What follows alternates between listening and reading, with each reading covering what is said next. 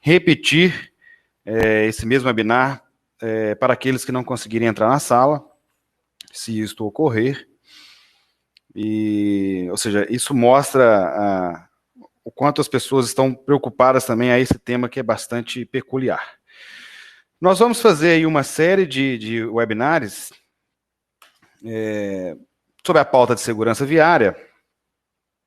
E este primeiro, a ideia é passar um panorama dos principais tipos de acidentes que acontecem no país e, ao final, algumas dicas práticas de como minimizar e evitar o risco de se envolver nesses acidentes.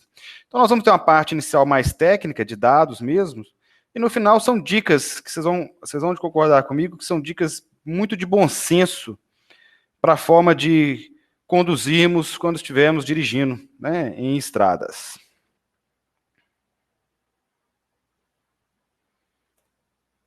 Inicialmente, apresentar para vocês, esse ato que a Entrave está fazendo faz parte de um programa interno nosso que a gente chama de Mobilize Conhecimento, onde a gente realiza palestras em empresas, universidades, com o objetivo de difundir temas relevantes da área de engenharia de tráfego e transporte, né? Então, a gente já atingiu aí mais de 800 pessoas, é um programa recente, mas já participamos em 17 instituições. E agora, no mês de maio, né, Maio Amarelo, a gente resolveu fazer esse com o tema de segurança viária.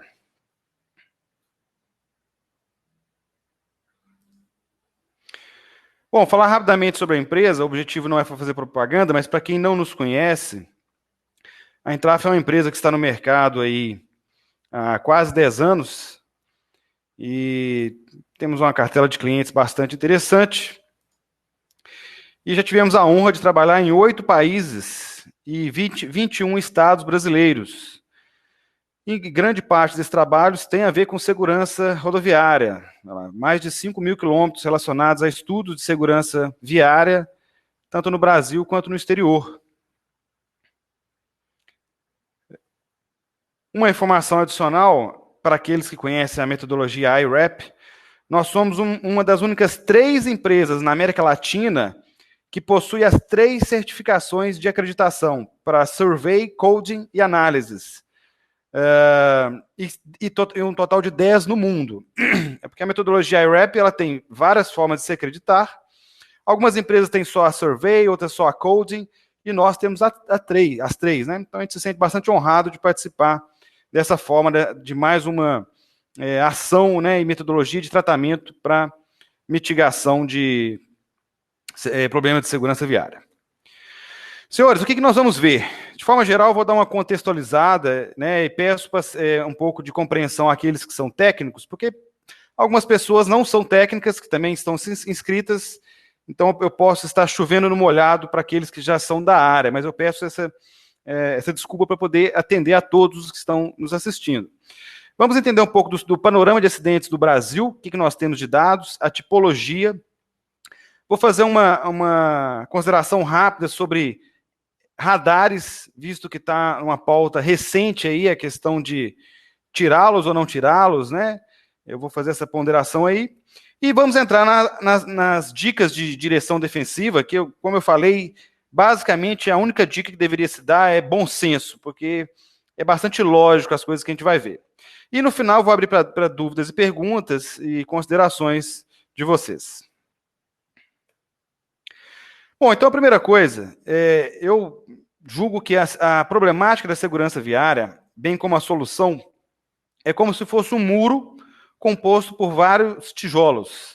O que significa isso? Cada tijolo é uma ação que a gente pode fazer para minimizar e resolver os problemas de segurança viária. Então, não é uma ação isolada. Se você me perguntar, devemos ter punições mais rígidas? Sim, devemos, é um tijolo.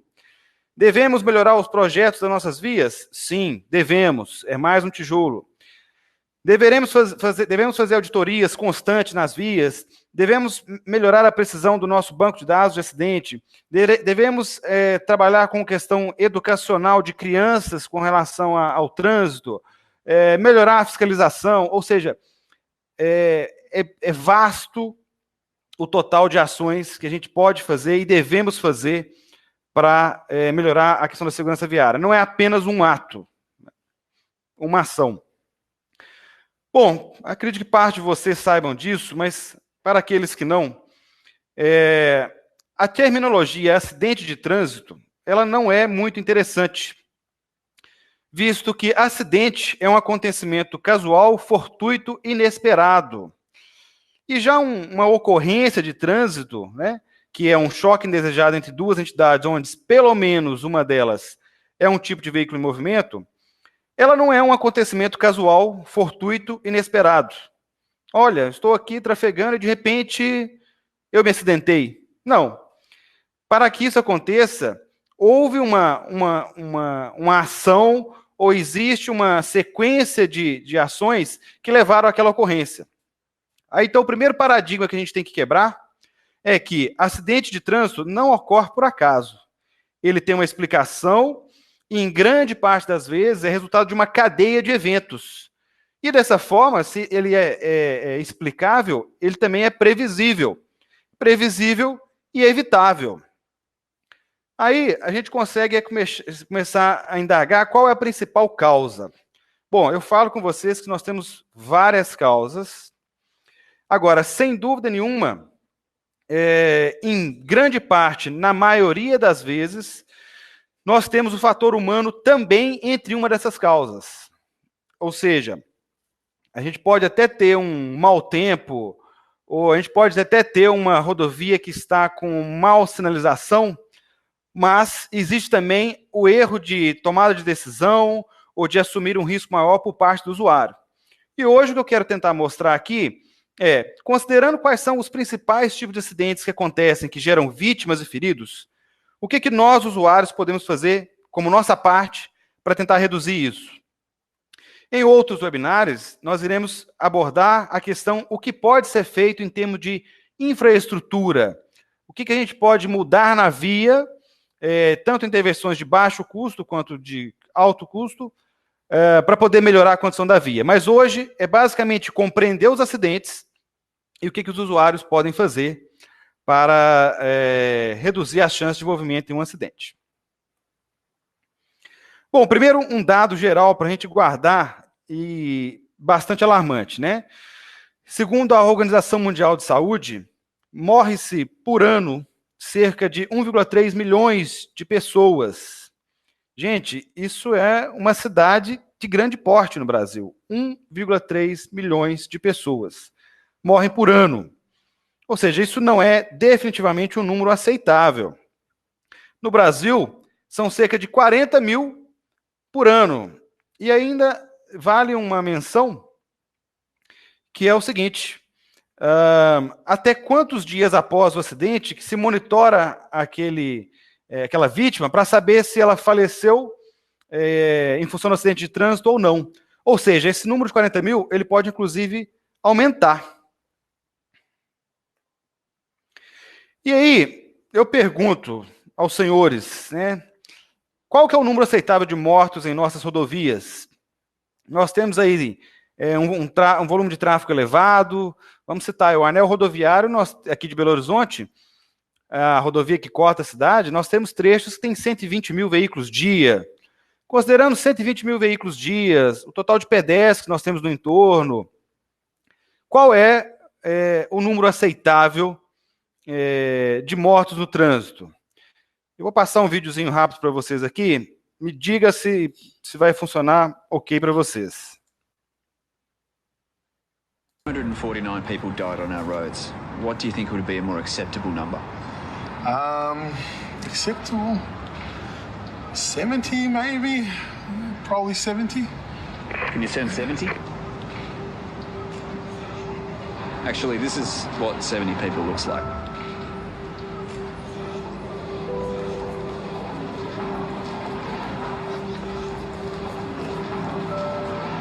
It's my family. So now, what do you think would be a more acceptable number? 0. 0.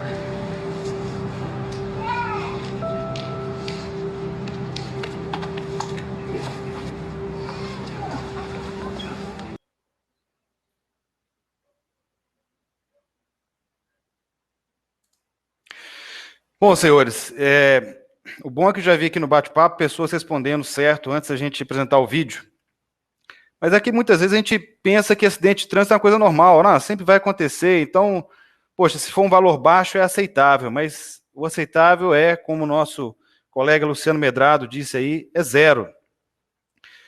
E a gente que trabalha com estatística, a gente está muito acostumado a ver números, mas recentemente eu tive um contato distante com o falecimento de uma pessoa no trânsito, e o abalo que gera na família, o abalo que gera nos próximos, e é uma coisa muito significativa, né? E a gente às vezes passa batido quando trabalha com muitos números, mas em resumo o aceitável é zero, e nós temos que fazer todos os esforços necessários para isso. Bom, vamos entrar aqui então na nossa base de dados. Tudo que nós vamos falar aqui, senhores, são dados públicos, que qualquer um de vocês pode ter acesso no site da Polícia Rodoviária Federal. Então, nós vamos estar trabalhando somente com dados de acidentes de rodovias federais, inclusive quando passa em áreas urbanas. Mas, obviamente, então, a gente não tem dados de todos os acidentes que acontecem no país, dentro das cidades, nas vias das cidades. São somente nas rodovias e federais. Também não está nessa base de dados as rodovias estaduais. Então, a gente tem aí cerca de 70 mil quilômetros avaliados e cerca de 73 mil quilômetros com registro de acidentes nesse banco de dados da Polícia Rodoviária Federal. E as médias que a gente fez são preponderantemente entre o ano de 2012 e 2016, sendo que alguns dados a gente mostra de 2015 a 2017 também. Esse banco de dados ele tem bastante informação. Então, a localização, data, hora, causa, qual foi o tipo de acidente, qual foi a severidade, o uso do solo, se era urbano, se era rural, se estava chovendo, se não estava. Então, por mais que a gente saiba que o banco de dados que a gente tem no Brasil, ele não se compara ao banco de dados de acidente que a gente tem nos países desenvolvidos, eu vou te dizer que nós não estamos no zero, nós estamos no meio do caminho. Nós já temos um banco de dados que dá para fazer bastante coisa, acredite, dá para fazer muita coisa. E, inclusive, no ano passado, eu tive contato com a PRF, já se iniciou o processo de georreferenciamento dos acidentes, o que ajuda ainda mais. Aqui no caso, nós estamos trabalhando com localização a cada 100 metros. Então, nós temos o quilômetro e ainda uma definição de 100 metros dentro desse quilômetro aonde aconteceu o acidente. Vamos entrar exatamente, então, nos dados de acidentes que nós temos no país. Primeira coisa, acidentes e uso do solo. Nós temos aí que 51% dos acidentes acontecem em travessias urbanas, ou seja, quando as rodovias entram em cidades, contra 49% ocorrendo em áreas rurais. Aí você pode pensar assim, então é meio a meio, né? Quase que a mesma periculosidade. Quando você entra com o dado de qual é o percentual de malha urbana no sistema viário de forma geral, nós temos aí que apenas 17% da malha é em área urbana. Ora, então você já consegue concluir o seguinte, se 51% dos acidentes acontecem numa extensão de apenas 17% dos trechos, nós temos, sem dúvida, que áreas urbanas, as travessias urbanas, são significativamente mais críticas do que as áreas rurais, em número de acidentes com vítimas. Então, só frisando aqui, do banco de dados que a gente tem, a gente só trabalhou, nós filtramos, só estamos apresentando dados de acidentes que tiveram vítimas, feridos ou fatais, tá? Então, acidentes sem vítimas não estão, os acidentes sem vítimas não estão aqui nos números que nós vamos apresentar. Bom, quando você vai olhar acidentes com óbitos nesse nosso banco de dados, nós temos aí que 52% são ocupantes de veículos. Aí você já pode automaticamente pensar, nossa, então é muito mais perigoso andar de veículo? Não. Estar em veículo, né? Não. Se você olhar a divisão modal, é o modo preponderante. Então, se tem mais pessoas em veículos, essas pessoas têm maior risco de envolvimento em acidentes. Só que nós vamos ver uns dados mais detalhados depois, onde entra o atropelamento. A gente vai ver o quanto isso tem um peso importante. Agora, numa análise rápida, se você olhar o percentual de veículos em circulação, o total de motocicletas não chega a 31%, não. Em rodovias, né? Eu tenho dado que em área urbana está da ordem de 15% a 16%. Mas, se 31% dos óbitos são motociclistas, isso já é um indicativo de que sim, que um número mais significativo de motociclistas se envolve em acidentes, né? E acidentes fatais. Vamos ver agora como é que é a relação entre pista simples e pista dupla. Ao final eu vou responder todas as perguntas, mas eu já li aqui de canto a do Luciano. Luciano, a gente não separou os tipos de veículo, então ali ônibus, carros e caminhões estão agrupados no mesmo tipo, na mesma tipologia. Eu posso depois fazer esse filtro, que eu tenho esses dados e consigo te mostrar. Mas, de forma geral, é também um pouco quebra de paradigma, o percentual é baixo, é menor, né? Ou seja, o número de caminhões que se envolvem em acidente é menor. O fato é que quando eles se envolvem, são acidentes de maior severidade. Bom, vamos lá, pista simples e pista dupla. 77% dos acidentes acontecem em pista simples e apenas 23% em pista dupla. Aí você pode ser levado a uma falsa conclusão. Nossa, que tranquilo, então. É muito mais seguro andar em pista dupla do que pista simples. Mas quando você vai olhar o total de acidentes que acontecem em pista dupla, o total que acontece em pista simples, e a extensão que nós temos de pista dupla no país, e a extensão que nós temos de pista simples, esses números invertem. Nós temos cerca de 0,11 óbitos por quilômetro em pista simples, contra 0,71 óbitos por quilômetro em pista dupla. Ou seja, o número de óbitos em quilômetro por pista dupla é 545% maior do que em pista simples. Aí, calma lá, você também pode assustar e falar, poxa, mas então a gente não deve duplicar as vias? Não, não é isso. Aí você tem que se perguntar, aonde nós temos pista dupla? De forma geral, nós temos pista dupla em dois grandes casos. Em área urbana e onde você tem elevados volumes de tráfego. Ora, se eu tenho elevados volumes de tráfego, eu tenho maior risco de ocorrência de acidentes. E se eu tenho pista dupla em área urbana eu tenho um maior número de conflitos de tráfego, portanto, eu tenho um maior risco de acidentes. Lembrando que aqui não está incluído, quer dizer, não está distinto urbano e rural. Já aqui está distinto urbano e rural. Então, se você olhar, cerca de 70% dos acidentes acontecem em área rural, contra 31% de acidentes que acontecem em área urbana. Então quer dizer que é mais perigoso o risco de acidentes com vítimas em área rural? Bom, não é bem assim. Quando você vai olhar a extensão de área urbana e a extensão de área rural, a gente vê que o seguinte, já tinha falado mais anteriormente, a área urbana é cerca de 17% da extensão da malha avaliada. E aí nós temos 0,12 óbitos por quilômetro em área rural, contra 0,25 óbitos por quilômetro em área urbana. Então, em área urbana é cerca de 100% a mais de risco de acidentes do que em área rural.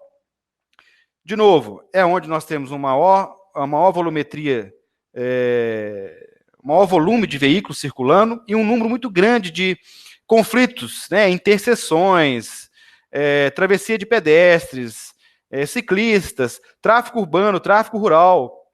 Então, as travessias urbanas é um grande problema no país, fato. Vamos supor que a gente tivesse assim, olha, eu estou com dinheiro para investir, mas eu não consigo tratar toda a segurança viária no país. Aonde eu invisto? Se você investir em travessias urbanas, a gente já vai conseguir ter uma redução significativa dos nossos índices. Vamos lá, vamos verificar agora uma dúvida que os usuários podem ter.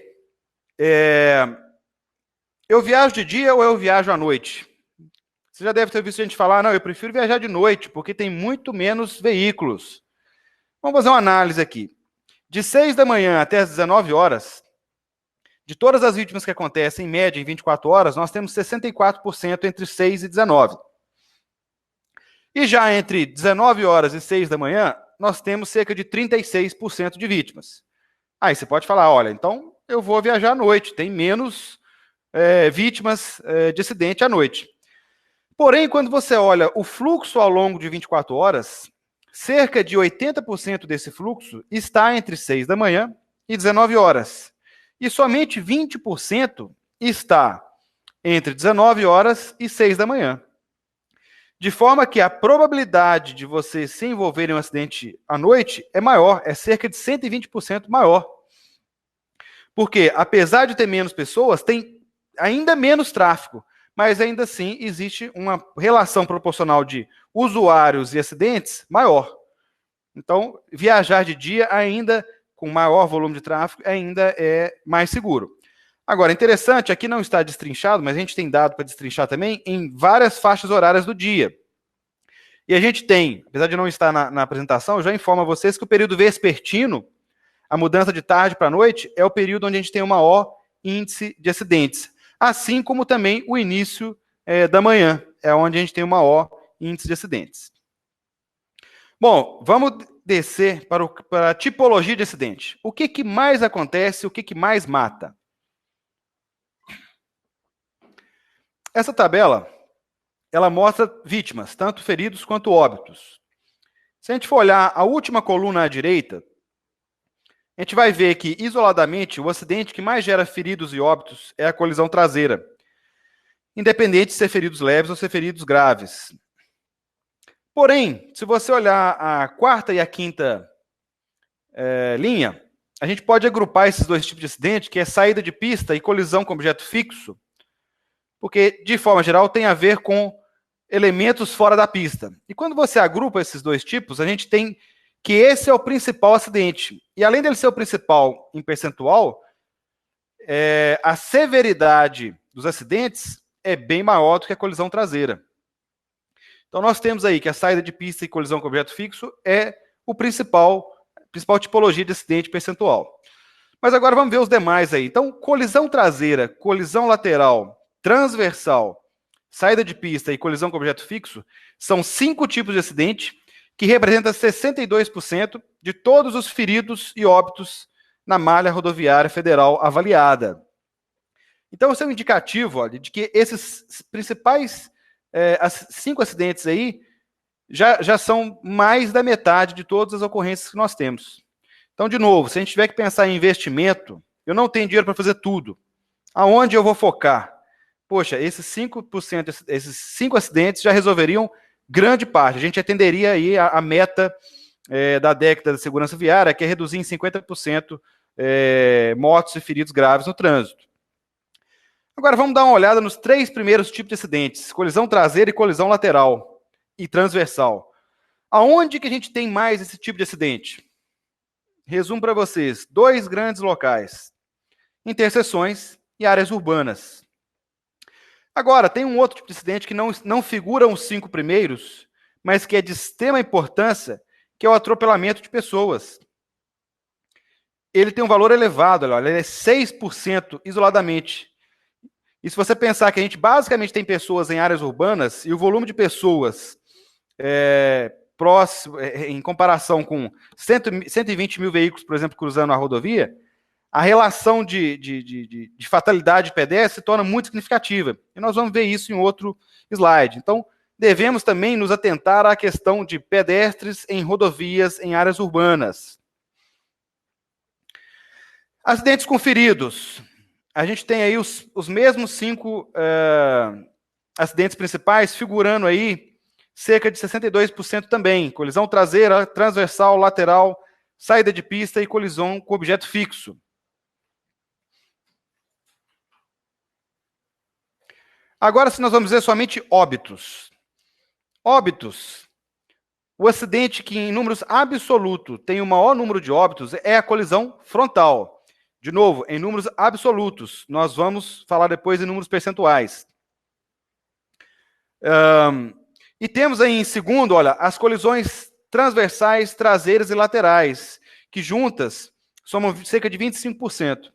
Isso é importante porque colisão transversal, traseira e lateral é típico de interseção e área urbana. travessias urbanas. Agora vamos ver isoladamente qual que é o segundo número que tem maior fatalidade. É o atropelamento de pessoas. Então, muitas vezes, a gente pensa em rodovia, a gente pensa, primordialmente, às vezes, uma tendência rodoviarista que nós temos, de defensas, barreiras de concreto, atenuadores de impacto. Isso está certíssimo, isso vai atuar em saída de pista e colisão com objeto fixo, mas precisamos também pensar nos pedestres, especialmente em áreas urbanas. Então fica aí, mais uma vez, essa reincidência de falar área urbana e interseções. Agora, uma vez que a gente está falando de saída de pista e colisão com objeto fixo, a gente também não pode esquecer de curvas. É onde a gente tem uma incidência significativa de saída de pista e colisão com objeto fixo. Agora vamos fazer o seguinte, se a gente tiver que pensar, se a gente tiver a escolha, eu viajo por pista simples ou pista dupla? Aonde eu tenho que ter mais atenção? Na área urbana ou na pista dupla? E qual o tipo de acidente que eu tenho a maior probabilidade de ocorrência? Então vamos olhar. Uma área urbana, uma travessia urbana com pista simples, a maior incidência que eu tenho é de colisão transversal. Ora, isso não era de se espantar. Porque se ela é pista simples, ela pode ser cruzada de um lado e do outro da cidade. Ou seja, a travessia urbana ela atravessa nosso centro urbano e gera demandas de um lado e do outro. Então, esse atravessamento é o que gera o principal acidente, que é cerca de 30%. Então, a dica, de forma geral, para usuários, né? Área urbana, reduza a velocidade e triplique a atenção em interseções. Agora, quando você soma aí, olha, colisão transversal, traseira, lateral e até frontal, em área urbana, pista simples, nós temos cerca de 66% dos acidentes, né? Com uma parcela isolada significativa de 8% de atropelamento de pessoas. Agora, senhores, área urbana com pista dupla. Então, são cidades de maior porte, que teve que se duplicar a rodovia na nossa travessia urbana. A colisão traseira é o acidente principal que a gente tem. E isso não é de se espantar. Esse caso acontece exatamente aqui em Belo Horizonte, no nosso anel rodoviário, que é uma rodovia que atravessa a nossa área urbana. O principal acidente com vítimas no anel rodoviário é a colisão traseira. Ora, se a gente tem um grande centro urbano e uma rodovia atravessando ela, e em grande parte das vezes ela não tem o controle de acessos que deveria ter, o que é controle de acesso? Você deveria ter o acesso à rodovia somente por marginais, com faixa de aceleração, desaceleração, tudo calculado, como manda catedraticamente o manual do DENIT. A gente não tem isso. E somado a essa questão, nós temos elevados fluxos de tráfego que, em hora de pico, leva à formação de retenções no nosso conhecido congestionamento, o que leva às nossas colisões traseiras. Agora, área rural com pista simples. O que mais leva a acidentes com vítimas? A nossa saída de pista. Que se você somar aí com colisão com objeto fixo, é quase 30% dos acidentes. Então, o que nos leva a pensar em área rural? Poxa, velocidade. Saída de pista, em grande parte, ela tem a ver com incompatibilidade de velocidade. Em curvas, por exemplo. Tem a ver com sonolência também, no caso de retas, mas, preponderantemente, em curvas, tem a ver com a velocidade incompatível com aquela curva. E agora vamos ver área rural com pista dupla. O principal tipo de acidente também é a saída de pista, porque, de forma geral, pista dupla em área rural nos estimula a um sentimento de segurança que faz com que a gente trafegue com velocidades maiores. E quando você soma aí saída de pista com colisão com objetos fixos, representa cerca de 31% dos acidentes, ou seja, é uma parcela significativa. Vamos ver agora a severidade dos acidentes. O que é isso? É uma análise percentual. Aonde mais se tem óbitos em acidentes? É o atropelamento de pessoa. Lembra que, em números absolutos, o que mais leva ao óbito é a colisão frontal? Em uma análise percentual, é o atropelamento de pessoas. Ou seja, o que eu quero dizer? Que em 100 acidentes do tipo colisão frontal, nós vamos ter cerca de 12 óbitos. mas em 100 atropelamentos, nós vamos ter cerca de 14 óbitos. Então, é o acidente mais severo. Em terceiro lugar, vem também um item que, de forma geral, ainda não é meio esquecido no país, em rodovias. Eu tenho que tomar cuidado com as palavras. O que eu quero dizer? A gente não dá tanta atenção para esse modo de transporte. A gente ainda não dá atenção para esse modo de transporte, que é a bicicleta. Nós temos aí cerca de 8%. São os três maiores. Depois disso, nós temos uma variação percentual que vai decaindo. Gente, fiz também uma análise, tipo de acidente versus condições climáticas. E eu agrupei em clima favorável e clima desfavorável. O que é clima desfavorável? Chuva, nevoeiro, neblina e granizo. E o que é clima favorável? Todo o restante, céu claro, nublado e sol. Nós temos aí, olha, que de forma geral, o aumento de índice de vítimas por saída de pista, capotamento e colisão com objeto fixo aumenta em cerca de 100% em clima desfavorável. Ora, aí vem a parte do usuário. Gente, básico da física. Se começou a chover, nós vamos ter aí uma película de água entre o seu pneu e o pavimento. Física do segundo grau, o coeficiente de atrito vai reduzir. Então, obviamente, a gente tem que reduzir a velocidade. E muitas vezes a gente vê as pessoas querem trafegar na chuva com a mesma velocidade que está trafegando em condições normais, né? Então, isso é inadequado. Agora, eu fiz aqui uma análise que é tipo de acidente versus período do dia. Diurno e noturno, mas por tipologia de acidente. E aí tem algumas coisas interessantes, do tipo, colisão frontal à noite reduz o percentual de óbitos. O que, de certa forma, é compreensível, porque à noite a visibilidade de um farol é muito mais distante. Você consegue ver aquilo em meio à escuridão que está.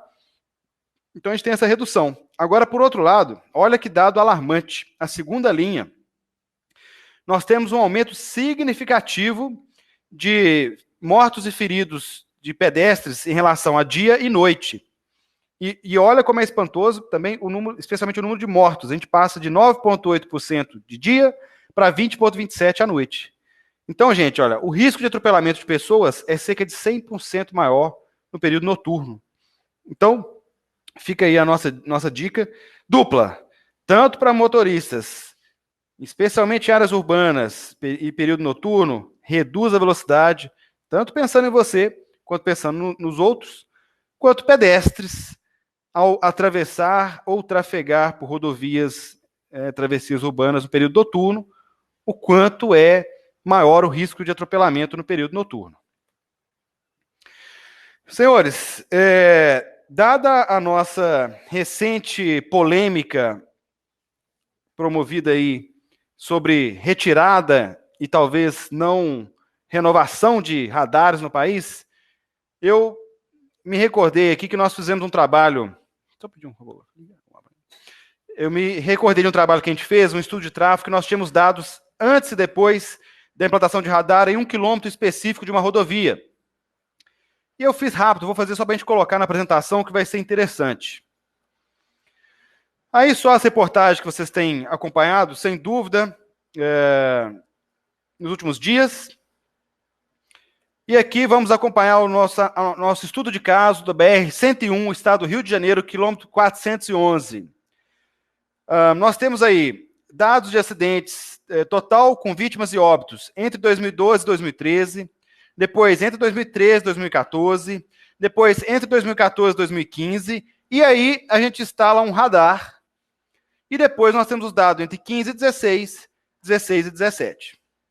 Então está muito claro visualmente aí, fazendo umas médias, umas continhas, que a gente tem uma redução de cerca de 70% nos índices de acidentes com a implantação do radar.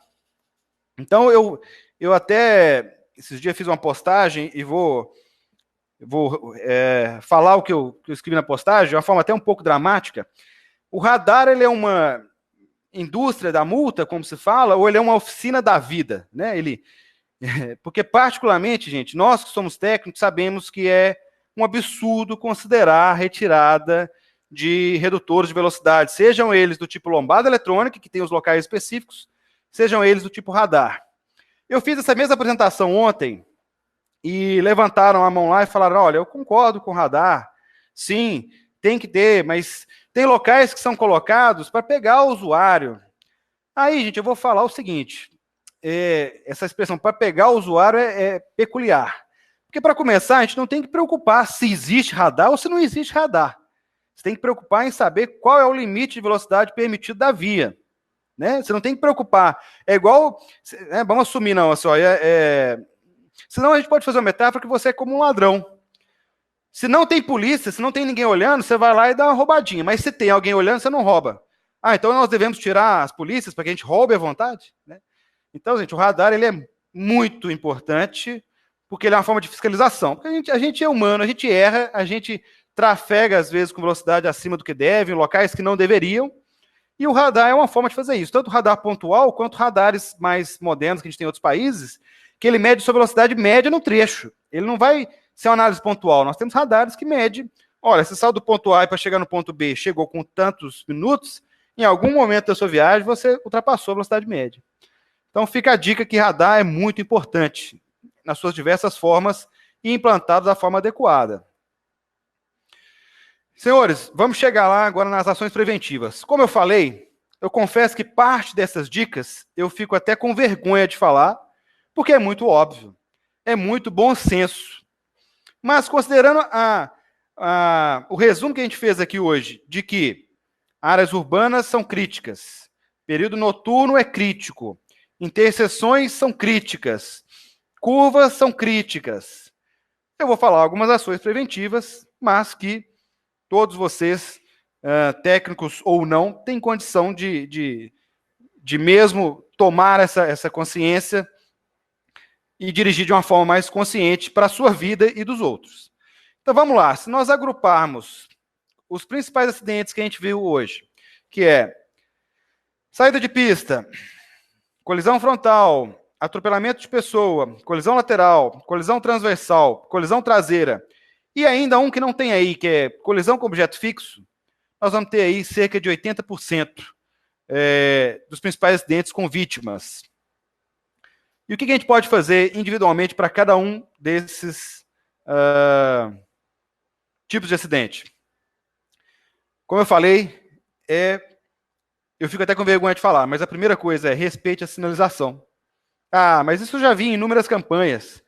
Sinalização é a forma como a via se comunica com você. É como se ela falasse assim, olha, aqui eu vou ter uma curva muito fechada, ou uma curva acentuada, então você está trafegando a 100 km por hora, reduza, porque o cálculo que a gente fez de força centrípeta aqui fala que, independente do veículo, independente do centro de gravidade, a velocidade de segurança que você pode fazer essa curva é cerca de 60, 80 km por hora. Ou então, ela vai te avisar, olha, você está trafegando num trecho que não tem nenhum cruzamento, mas você vai passar adiante ali, a gente vai encontrar com outra rodovia e vai ter pessoas passando no sentido contrário. Então, reduz a velocidade, que a gente vai passar numa interseção.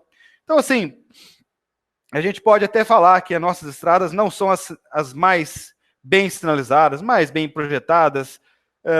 É um sistema antigo, nós temos várias vias, as vias têm muitos anos, foi feito quando a gente tinha veículos com velocidades totalmente diferentes, com volume de tráfego totalmente diferente.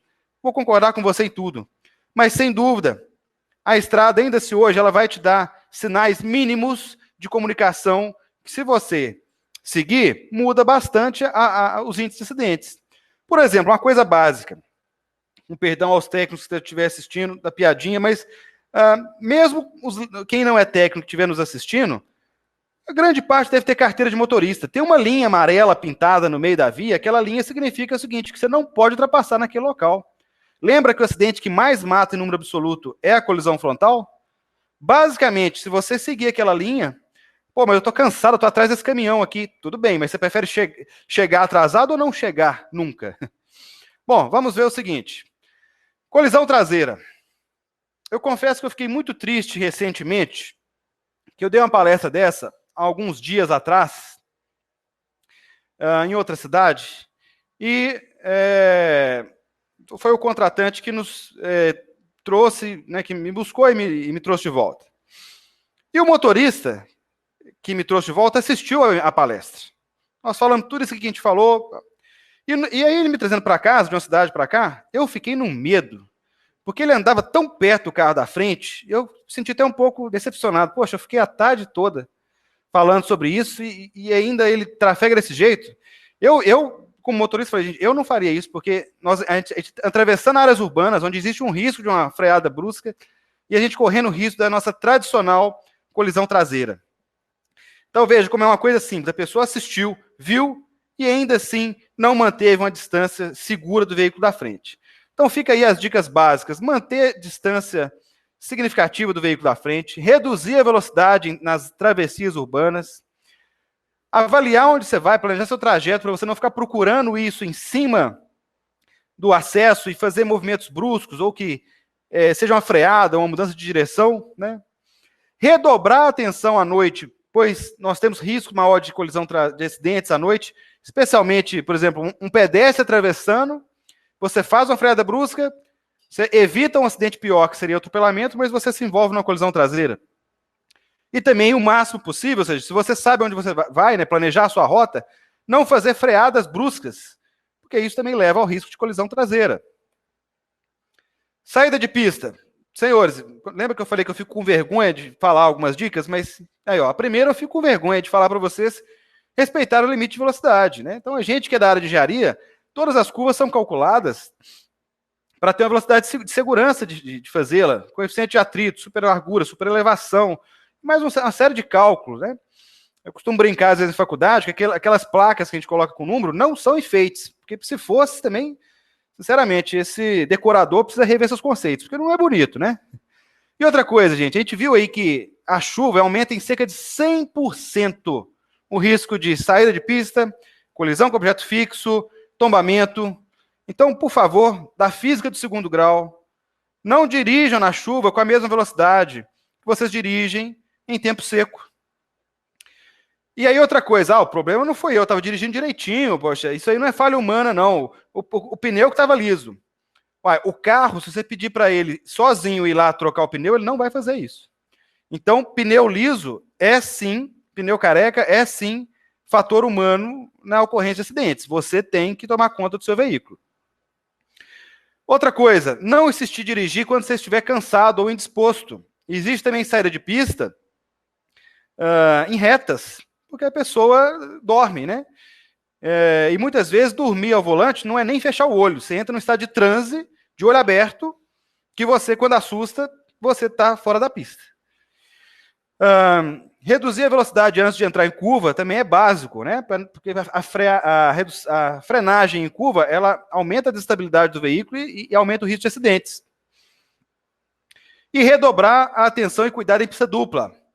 Ué, Fred, por quê? Porque em pista dupla, ela nos estimula a andar com velocidade maior, porque, né, a gente fala, olha que tapete, olha que... Você tem aquela segurança de que colisão frontal reduz muito o risco. Mas você aumenta a velocidade e as curvas continuam lá do mesmo jeito. Mesmo que tenha um canteiro te separando do fluxo oposto, as curvas continuam do mesmo jeito. E se não tivesse curva, ainda existe o risco de sonolência, né? Você, em trechos de tangente muito grande, aquilo pode te dar sono, porque você fica ali só segurando o volante, vidro fechado, som ligado, uma música agradável, a poltrona o banco do carro é confortável, você tem paisagem na sua frente, muitas vezes de vegetação e céu, ou seja, essa combinação são coisas que te levam à sonolência fato, mesmo de dia. Colisão transversal. Então, gente, de novo, falei várias vezes, interseções e áreas urbanas. Por favor, você está fazendo uma viagem, vai atravessar vários núcleos urbanos, reduza a velocidade dentro dos núcleos urbanos. E se você mora numa cidade que tem que atravessar uma travessia urbana, a rodovia, por favor, triplique a sua atenção, porque os usuários nem sempre estão com velocidade baixa, ou quase sempre atravessam o centro urbano como se estivesse na área rural, com a mesma velocidade, onde você tem um número ínfimo de conflitos, o que não acontece na área urbana. Outra coisa que eu fico com vergonha de falar, mas respeitar a sinalização de parada obrigatória e dê a preferência. e interseções, né? Como eu falei, a gente não vai estar falando sobre infraestrutura, o que a gente pode fazer de projeto de rodovia, mas no caso, no próximo webinar que a gente vai falar disso, por exemplo, eliminar toda e qualquer rotatória vazada, né? Que nós temos muito em travessias urbanas de cidade pequena. Atentar a ponto cego e falta de visibilidade, né? Ou seja, é uma questão sua de atenção, né? E redobrar a atenção quando você vai cruzar uma rodovia. Colisão lateral.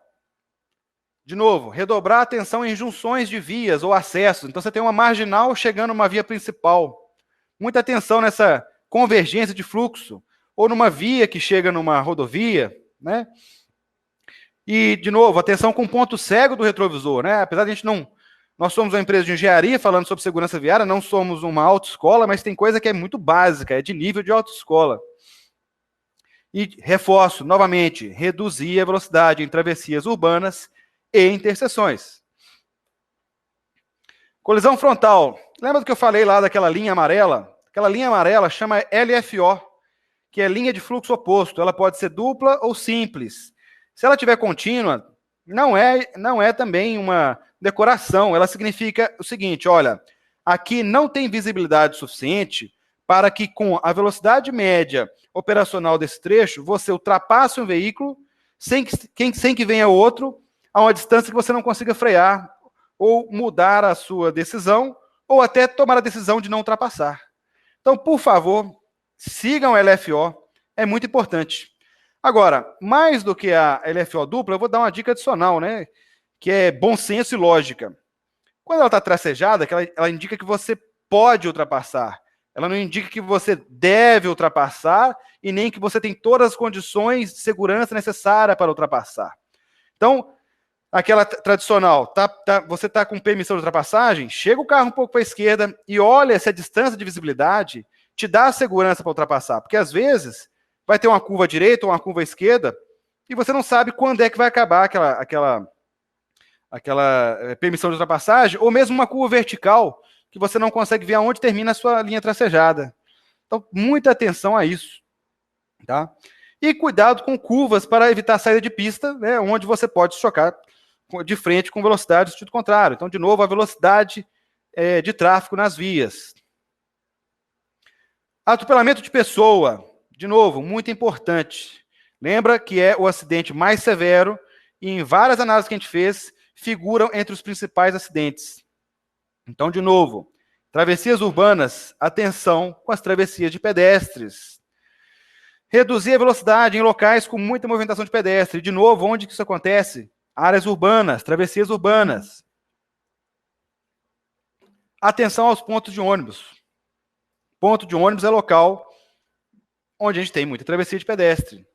E muito cuidado, porque além de ter locais que tem projeto errado, tem a travessia de pedestre na frente do ponto de ônibus, a gente tem local que não tem a travessia, mas o usuário insiste em atravessar na frente do ônibus. E você está passando pela via, tem um ônibus parado, de repente aparece um pedestre no meio da via. E aí, para os pedestres, né? Por mais que passarela merece uma reflexão filosófica à parte sobre planejamento urbano, planejamento de cidade para as pessoas, enquanto a gente tem as travessias urbanas que alteram o uso do solo, que atravessam a nossa cidade, por favor, utilize as passarelas ou os locais corretos para a travessia. É interessante que nós temos dados aí de passarelas com e sem gradil abaixo delas, e o número de acidentes nas passarelas sem gradil é 3 vezes maior aonde tem um gradil. Ou seja, a gente tem a passarela, mas o usuário tende a correr o risco de vida para reduzir a distância de caminhamento, a qual eu sei que aumenta significativamente. O estudo que a gente fez aqui é da ordem de 700% do aumento da distância de travessia para atendimento das rampas da NBR 9050. E, de novo, pedestres ou motoristas, redobrar a sua atenção no período noturno, por causa do aumento significativo do índice de atropelamento de pessoas. Senhores, considerações finais para a gente responder as perguntas feitas aqui. O que fica aí de resumo final e ponderações?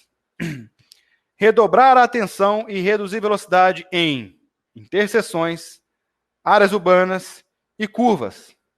E, além disso, jamais ultrapassar em área proibida, a nossa LFO, nossa linha amarela lá.